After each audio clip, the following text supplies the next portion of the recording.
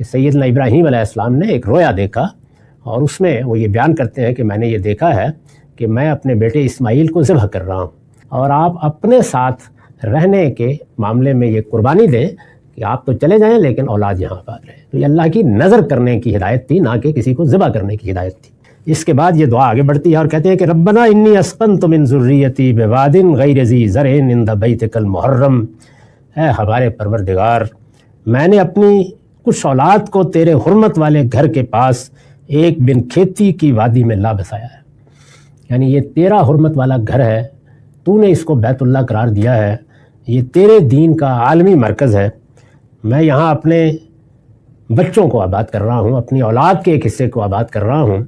ایک باپ کے جو کچھ احساسات اپنی اولاد یا اپنے بچوں کے بارے میں ہو سکتے ہیں اس کا اندازہ کیا جا سکتا ہے۔ یہاں خاص طور پر اس کا ذکر کرنے کی وجہ یہ ہے کہ وہ یہ کہتے ہیں کہ یہ گھر تو تیرا ہے اور تیری حرمت والا گھر ہے، تو نے اس کو بڑی عزت بخشی ہے، لیکن یہ تیرا انتخاب ہے کہ جگہ ایسی ہے جو وادی غیر ذی زرع ہے، یعنی جس میں زندگی کے ساز و سامان نہیں۔ زندگی کے ساز و سامان یہی ہوتے ہیں کہ ہریالی ہے، درخت ہے، پھل ہے، تو انسان اگر کچھ بھی میسر نہ ہو تو گزارا کر لیتا ہے، لیکن چٹیل میدان ہے یا چٹانیں ہیں یا پہاڑ ہیں یا وادی ہے، اس میں کہیں دور دور تک کوئی سبزہ، کوئی رویدگی بھی نظر نہیں آتی، تو اس کو انہوں نے یہاں بے وادن غیر ذی زرع سے تعبیر کیا ہے، یعنی یہ بن کھیتی کی زمین ہے، یہاں میں نے آباد کر دیا ہے، تیرا انتخاب ہے، تو نے اسی سرزمین کو پسند فرمایا کہ یہاں اپنی عبادت کا یہ عالمی مرکز بنائے، اس کی میں تعمیر کر رہا ہوں، اور اب تیرے ہی ایما پر اپنی اولاد کو، اپنے بچوں کو یہاں آباد کر رہا ہوں۔ یہ ایما کس طرح ہوا وہ الگ سے بیان ہوا ہے اور دوسری صورتوں میں تفصیلات کے ساتھ زیر بحث بھی آئے گا کہ سیدنا ابراہیم علیہ السلام نے ایک رویا دیکھا اور اس میں وہ یہ بیان کرتے ہیں کہ میں نے یہ دیکھا ہے کہ میں اپنے بیٹے اسماعیل کو ذبح کر رہا ہوں۔ اس طرح کی ایک بن کھیتی کی سرزمین میں اولاد کو اپنے آپ سے الگ کر کے اگر چھوڑنے کے لیے ہدایت کی جائے تو یہ گویا ذبح ہے، یعنی بچوں کو انہوں نے سپرد کر دیا اللہ تعالیٰ کے۔ ذبح نظر کی تمثیل ہے، اور اصلاً اللہ تعالیٰ کا یہی مطالبہ بھی تھا کہ ابراہیم اپنے بیٹے اسماعیل کو ہمارے لیے نظر کر دیں۔ یہ نظر تھی جس کو اس صورت میں دکھایا گیا، ممثل کر کے دکھایا گیا۔ ابراہیم علیہ السلام نے اس کی کوئی تعبیر نہیں کی، بلکہ جس طرح تھا اسی طرح وہ بات اپنے بیٹے کے سامنے رکھ دی، اور بیٹے نے پورے شعور کے ساتھ یہ کہا کہ اس پر عمل کریں آپ، یہ اللہ کا حکم ہے، اللہ کا حکم میرے لیے بھی ہے، آپ کے لیے بھی ہے۔ لیکن اللہ تعالیٰ نے واضح کر دیا کہ یہ مقصود نہیں تھا، مقصود یہ تھا کہ یہاں بیت اللہ کے پاس اسماعیل کو آباد کیا جائے، اور آپ اپنے ساتھ رہنے کے معاملے میں یہ قربانی دیں کہ آپ تو چلے جائیں لیکن اولاد یہاں پر رہے۔ تو یہ اللہ کی نظر کرنے کی ہدایت تھی، نہ کہ کسی کو ذبح کرنے کی ہدایت تھی۔ چنانچہ آباد کر دیے گئے، اور پھر وہ کہتے ہیں کہ اب میں نے تیری ہدایت کے مطابق تیرے ایما سے ان کو یہاں بسا دیا ہے، لا کے بسا دیا ہے، مجھے جو ہدایت کی گئی تھی میں نے اس پر عمل کر دیا ہے۔ پھر فرماتے ہیں کہ ربنا لیقیموا الصلاۃ، پروردگار اس لیے کہ وہ اس گھر میں نماز کا اہتمام کریں، یعنی یہ گھر کیا ہے؟ ایک مسجد ہے، یہ ایک معبد ہے، یہ اللہ کی عبادت کا گھر ہے۔ ہمارے ہاں عام طور پر اس حقیقت کو نہیں سمجھا جاتا، اور یہ خیال کر لیا جاتا ہے کہ یہ کوئی اللہ تعالیٰ کی کوئی تمثیل ہے جس کی لوگ پوجا کرنے جاتے ہیں۔ وہ مسجد ہے، مسجد حرام ہے، عبادت گاہ ہے، معبد ہے، یعنی دنیا میں اللہ تعالیٰ کی توحید کے مرکز کی حیثیت سے جو سب سے پہلی عبادت گاہ بنائی گئی، قرآن مجید بتاتا ہے کہ وہ بیت الحرام ہے، اور قرآن مجید اس کو المسجد الحرام بھی کہتا ہے، یعنی مسجد، معبد، عبادت گاہ۔ چنانچہ دیکھیے کہ یہاں ابراہیم علیہ السلام بھی یہی کہتے ہیں کہ یہ گھر اس لیے بنایا گیا ہے کہ یہ میری اولاد یہاں آباد ہو، وہ اس گھر میں نماز کا اہتمام کرے۔ نماز اللہ تعالیٰ کی پرستش کا علامتی اظہار ہے، یعنی اللہ تعالیٰ کے ساتھ ہمارے تعلق کی تین جہتیں دین میں بہت نمایاں ہیں۔ پرستش کا تعلق، وہ ہمارا معبود ہے، ہم اس کی پوجا کرتے ہیں، اپنا سر اس کے سامنے جھکاتے ہیں، اس سے دعا کرتے ہیں، مناجات کرتے ہیں، یہ پرستش ہے۔ دوسرا اطاعت کا تعلق ہے، روزے کی عبادت اسی چیز کو نمایاں کرنے کے لیے فرض کی گئی ہے۔ اور تیسرے نظر، یعنی اپنے جان و مال کو اللہ کی نظر کر دینا، حج و عمرہ کی عبادات، اسی طرح عید الاضحیٰ کی قربانی وہ اسی مقصد سے مقرر ہوئی ہے۔ تو یہاں انہوں نے نماز کا خاص طور پر ذکر کیا ہے، اس لیے کہ پرستش کی ایک صورت وہ ہے جو رکوع سجود ہم عام طور پر 5 نمازوں میں کرتے ہیں، اذکار کرتے ہیں، اور اسی کی ایک صورت بیت اللہ کے ساتھ خاص ہے، اور وہ طواف ہے، اس کو بھی صلاۃ البیت کہا ہے قرآن نے، یعنی یہ گویا اس گھر کی خاص نماز ہے، تو نماز کا اہتمام کریں۔ پروردگار اس لیے کہ وہ اس گھر میں نماز کا اہتمام کریں۔ اس پر میں نے حاشیہ لکھا ہے، نماز خدا کے ساتھ ہمارے تعلق کا اولین ظہور ہے، یعنی جس وقت ہم ایک پروردگار پر ایمان لے آتے ہیں، اور یہ میں بار بار توجہ دلا رہا ہوں کہ یہ ایمان انبیاء علیہم السلام کی خبر ملنے کے بعد لایا جاتا ہے۔ یعنی ہماری عقل جس جگہ ہم کو پہنچاتی ہے وہ یہ ہے کہ ہم مخلوق ہیں، ہمارا ایک خالق ہونا چاہیے، یہاں تک عقل ہاتھ پکڑ کے لے جاتی ہے، لیکن وہ خالق ہے تو اس کا صحیح تصور کیا ہے، اس کی صفات کیا ہیں، وہ ہمارے ساتھ کس طرح معاملہ کرتا ہے، اس کو انبیاء کے پیغمبروں نے بتایا ہے۔ یہ انسان اپنے طور پر اخذ نہیں کر سکتا، اس کا استنباط نہیں کر سکتا، اس کو دریافت نہیں کر سکتا۔ اسی وجہ سے اللہ تعالیٰ نے یہ اہتمام کیا کہ پہلے دن سے جس طرح انسان کو ایک فطرت دی، جس طرح اس کو یہ عقل اور شعور عطا فرمایا کہ وہ ایک خالق کو تلاش کرے، اسی طرح پہلے دن سے، پہلے انسانی سے نبوت کا سلسلہ شروع کر دیا تاکہ اس کو یہ خبر مل جائے، اس سوال کا جواب بھی مل جائے۔ اللہ کے پیغمبروں نے اللہ کا تعارف کرا دیا ہے، اور جب ہم پروردگار کو مان لیتے ہیں تو جن حیثیتوں سے مانتے ہیں وہ اگر غور کریں تو 3 بنیادی چیزیں ہیں۔ وہ ہمارا معبود ہے، وہ ہمارا پروردگار ہے، ہماری پرورش کا اہتمام کرتا ہے، ہمارے تمام معاملات اسی سے وابستہ ہیں، وہ صرف خالق ہی نہیں ہے بلکہ ہمارے لیے اس عالم کا نظم بھی وہی چلا رہا ہے، اور نہ صرف یہ کہ اس کا نظم وہ چلا رہا ہے، ہماری ربوبیت کا اہتمام کر رہا ہے، بلکہ یہ نظم ایک بادشاہ کائنات کی حیثیت سے چلا رہا ہے۔ یہ جو دعا ہے قرآن کی آخری دعا، اس میں دیکھیے یہ تینوں ہی باتیں کہی گئی ہیں، اعوذ برب الناس، ملک الناس، الہ الناس، یعنی وہ پروردگار ہے ہم سب انسانوں کا، پالنے والا ہے، وہ ہمارا بادشاہ ہے، وہ ہمارا معبود ہے۔ تو اللہ تعالیٰ کے ساتھ ان سب پہلوؤں سے ہمارا تعلق پیدا ہوتا ہے۔ اب اس تعلق کا سب سے پہلا ظہور کیا ہوگا؟ ظاہر ہے کہ پرستش ہوگا۔ ہمارا معبود ہے تو سر اس کے سامنے جھکنا چاہیے، دل اس کے سامنے جھکنا چاہیے، مناجات اس سے کرنی چاہیے، دعا اس سے کرنی چاہیے، اسے یاد رکھنا چاہیے۔ یہ گویا اس بنیادی حقیقت کا اعتراف ہے جو اس پہلے رشتے اور سب سے بڑے رشتے کے علم میں آنے کے بعد ہم اختیار کر لیتے ہیں۔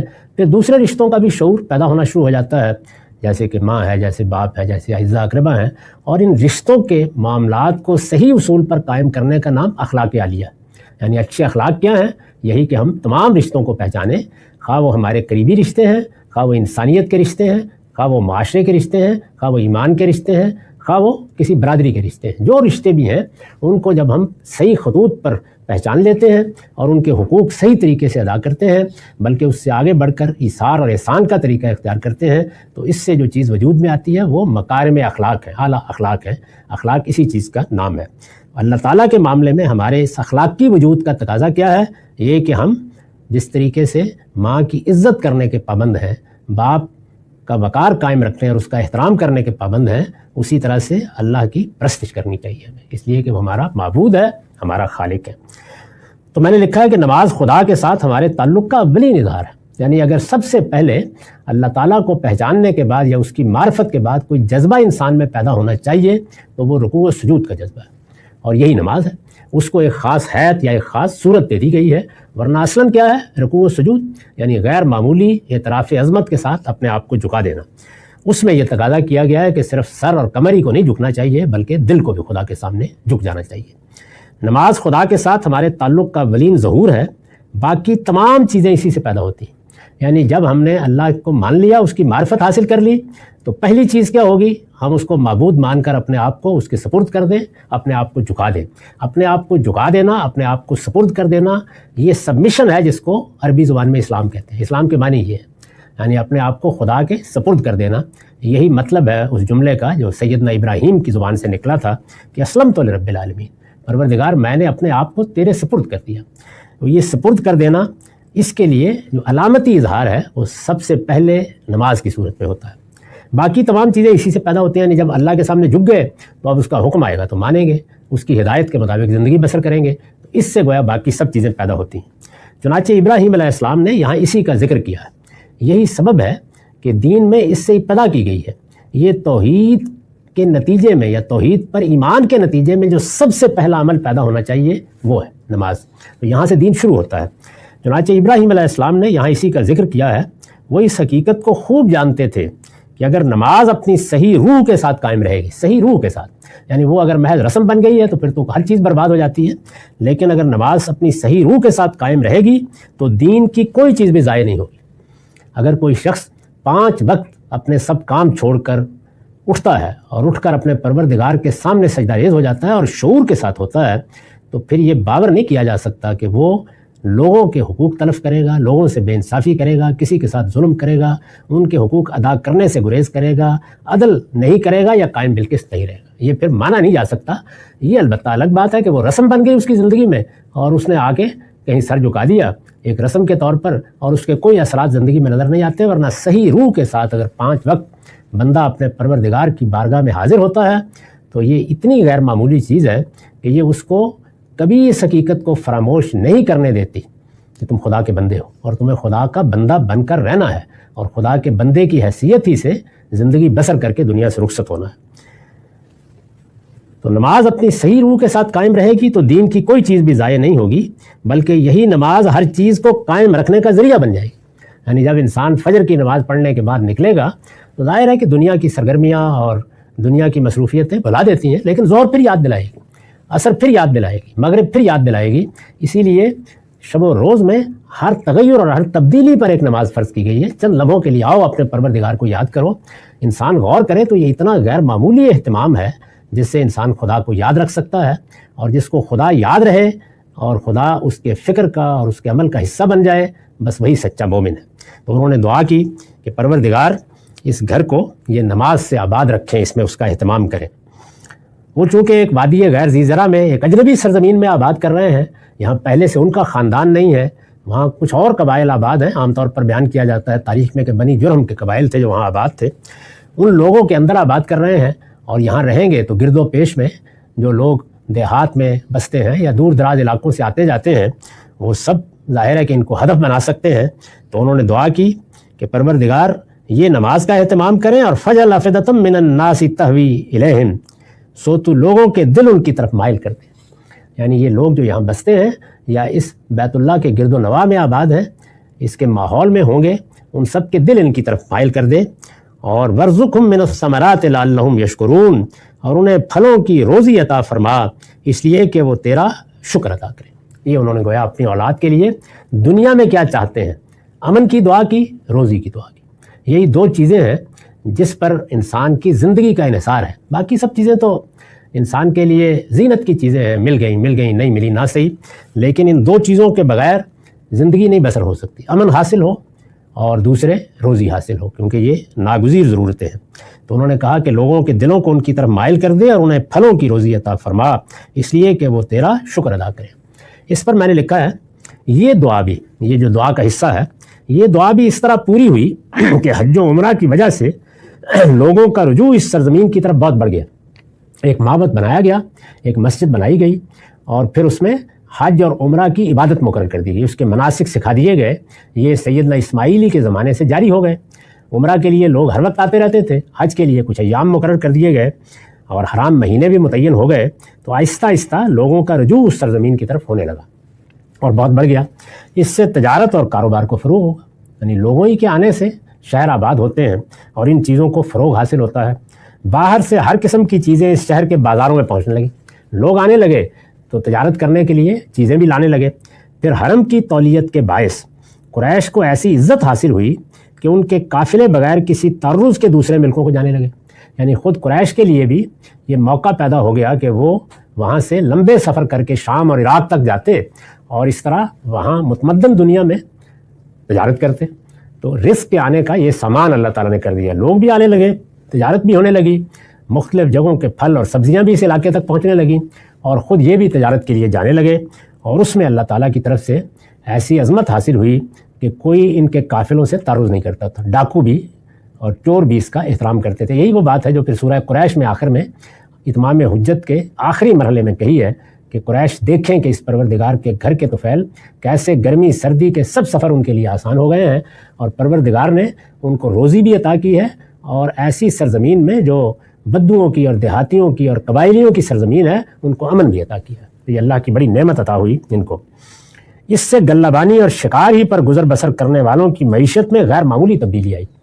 یعنی وہی قریش کے جو یہاں ایک وادی غیر ذی زرع میں آباد کیے گئے، ان کو عمارت اور تمول حاصل ہوا۔